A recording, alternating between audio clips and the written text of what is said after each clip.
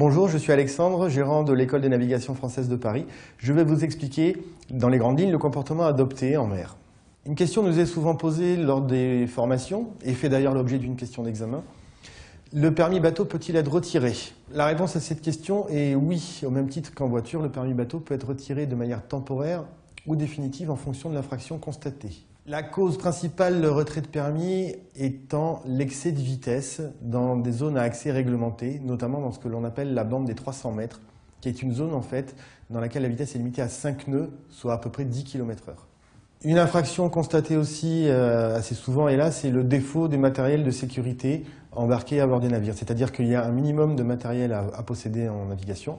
En cas de contrôle, s'il manque un élément ou si un élément n'est plus en état de fonctionner, exemple une fusée de détresse périmée, c'est le chef de bord qui est responsable de l'équipage et du navire qui va tomber sous le coup de la loi. Donc attention, en cas de location de bateau, il faut impérativement vérifier que tout le matériel se trouve à bord du navire et en bon état de fonctionnement. Le port du gilet de sauvetage n'est pas obligatoire en France. Il est par contre évidemment impératif d'avoir le nombre de gilets par personne embarquée à bord du bateau.